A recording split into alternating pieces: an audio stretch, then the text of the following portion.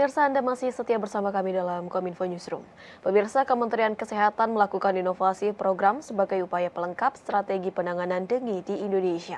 Salah satu yang tengah dikembangkan ialah menggunakan teknologi vektor nyamuk Berwolzia.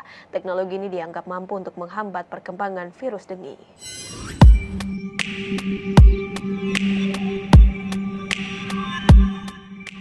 Peringatan Asian Dengue Day atau peringatan Hari DBD diperingati tanggal 15 Juni setiap tahunnya. Peringatan tersebut untuk meningkatkan komitmen nasional dan antar anggota ASEAN pada upaya pencegahan dan pengendalian demam berdarah yang efektif dan efisien. Di Indonesia, kasus kematian akibat DBD tahun 2022 sebanyak 1.236. 63% kematian terjadi pada anak berusia 0 hingga 14 tahun. Sedangkan untuk tahun 2023, kasus paling banyak masih terjadi di Jawa Barat, Bali, Jawa Tengah, Jawa Timur dengan total 35.694 kasus dan total kematian sebanyak 270.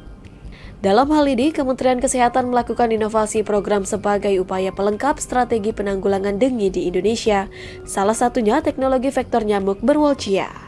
Teknologi ini dianggap mampu menghambat perkembangan virus dengue.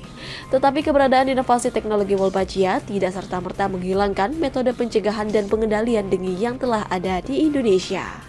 Direktur Pencegahan dan Pengendalian Penyakit Menular Kemenkes Republik Indonesia, Dr. Imran Pambudi tetap meminta masyarakat untuk melakukan gerakan 3M+, seperti menguras, menutup, dan mendaur ulang, serta tetap menjaga kebersihan diri dan lingkungan. Direktur P2P PPM Imran juga meminta partisipasi semua pihak untuk terus memperkuat dan dilakukan secara bersinergi dan berkesinambungan agar kasus DBD dapat ditekan. Jadi ini apa itu Wolbachia? Jadi Wolbachia itu adalah bakteri simbiotik yang dapat ditemukan pada lebih dari 70% spesies serangga di dunia. Wolbachia itu aman karena dia merupakan bakteri yang alami.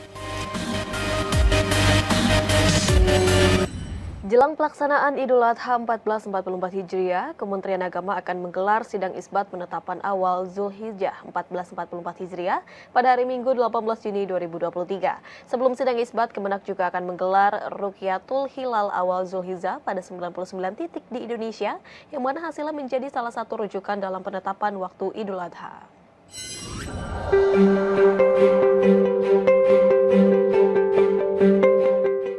Kementerian Agama akan menggelar sidang isbat penetapan awal Zulhijjah 1444 Hijriah pada Minggu 18 Juni 2023. Direktur Urusan Agama Islam dan Pembinaan Syariah Adib mengatakan bahwa diadakannya sidang penetapan awal Zulhijjah ini merupakan salah satu bentuk layanan keagamaan bagi masyarakat dalam menjalankan ibadah di Hari Raya Idul Adha.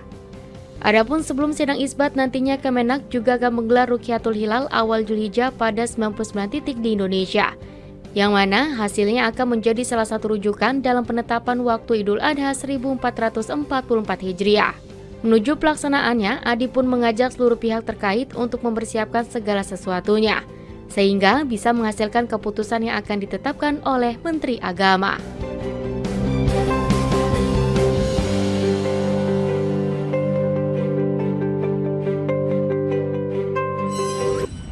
Informasi lain, pemirsa, Badan Nasional Penanggulangan Terorisme Republik Indonesia menggelar kerjasama dengan pemerintah Amerika Serikat untuk mengoptimalkan implementasi Bali Work Plan 2019-2025. Implementasi Bali Work Plan terus dilakukan melalui program pencegahan radikalisme dan ekstremisme yang fokusnya nanti akan mengembangkan ketahanan masyarakat terhadap radikalisme ekstremisme dengan melibatkan pemberdayaan perempuan dan generasi muda. Badan Nasional Penanggulangan Terorisme Republik Indonesia menggelar kerjasama dengan pemerintah Amerika Serikat untuk mengoptimalkan implementasi Bali Work Plan 2019-2025 dengan menggelar Third Bali Work Plan Multi-Sectoral Task Force and Third ASEAN Partners Meeting for the implementation of the Bali Work Plan 2019-2025 yang dilaksanakan di Bali pada Kamis 8 Juni 2023. Deputi Bidang Kerjasama Internasional BNPT RI Andika Krisna Yudanto menyebutkan implementasi Bali Work Plan tahun 2023 telah mencapai 36%, meningkat 10% dibanding tahun sebelumnya. Program pencegahan radikalisme dan ekstremisme yang fokus pada pengembangan ketahanan masyarakat terhadap radikalisme ekstremisme dengan melibatkan pemberdayaan perempuan dan generasi muda menjadi program prioritas dari Bali Work Plan. Bali World Plan 2019-2025 dibentuk untuk mengurangi radikalisme ekstremisme di kawasan ASEAN yang memiliki 4 pilar, yakni fokus pada pencegahan, fokus pada kontraradikalisasi dan deradikalisasi, fokus pada penegakan hukum, dan fokus pada kemitraan dan kerjasama regional. Jadi sekarang itu kita sudah mencapai 36% dan beranjak dari tahun sebelumnya 26%. Kalau kita nilai dari efektivitas, sebetulnya berbagai kegiatan yang dilakukan itu cukup efektif. Untuk implementasi kita masih berpacu pada pelaksanaan dari pilar ke-1, yaitu mengenai pencegahan. Pemirsa, Krui, sebuah kota kecil di pesisir barat Lampung, menawarkan keindahan pantai serta gulungan ombak yang memikat peselancar dunia. Kemegahan ombak ini dimanfaatkan pemerintah Kabupaten Pesisir Barat untuk membuat sebuah acara selancar internasional, Krui Pro Surfing 2023. Acara yang berlangsung pada 12 hingga 18 Juni ini menjadi panggung bagi Lampung untuk memperkenalkan kekayaan budaya Lampung dan potensi ekonomi Krui.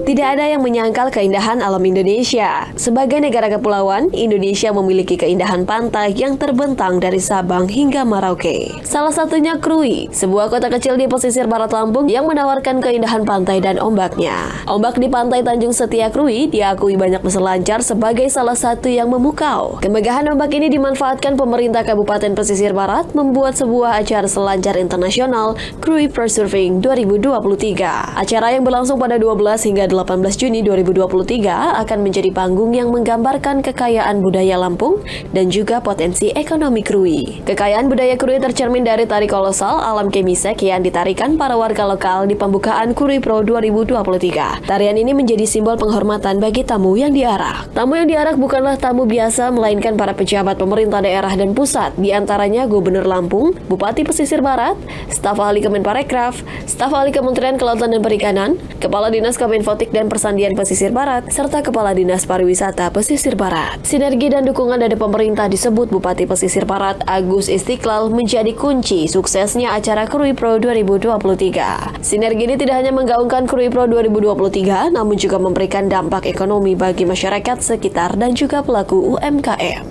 Dominonya luar biasa. Kerja terserap, walaupun ini kerjaan tahunan, tetapi bule yang datang tiap hari berhari-hari datang. Makanya saya akan menyiapkan pesawat reguler untuk Barat yang parkirnya disebut Krui. Nah, jadi itu untuk mengembangkan wisata. Senada dengan Bupati, Kepala Dinas Kominfotik dan Persandian Pesisir Barat Suryadi mengatakan, dukungan tidak hanya datang dari pemerintah saja, tetapi juga dari peran aktif masyarakat setempat dan Kementerian Kominfo sendiri. Pemerintah Kabupaten Pesisir Barat melalui Dinas Kominfo tentunya dari awal perencanaan sampai pelaksanaan hari ini selalu berkoordinasi ke semua stakeholder yang ada. Pemerintah Kabupaten Pesisir Barat dari awal komunikasi dengan pihak-pihak yang terlibat seperti dari Kementerian Pariwisata, terus Kementerian Kominfo, dan lagi Provinsi Lampung yang terlibat. Di samping itu juga kita berkoordinasi dengan BUMN, PLN, Telkom, terus Pertamina, ada 4 stakeholder yang terlibat di situ. Nah, untuk itu semua kami berkoordinasi dan mohon support untuk kegiatan Krui Pro ini. Kalau dari PLN kita disupport penuh sama PLN penambahan daya di sini. Dilanjut dengan Telkom kita dibantu dengan BTS tersendiri khusus untuk support internet di lokasi ini. Pertamina kita disupport juga BBM dan Aptur.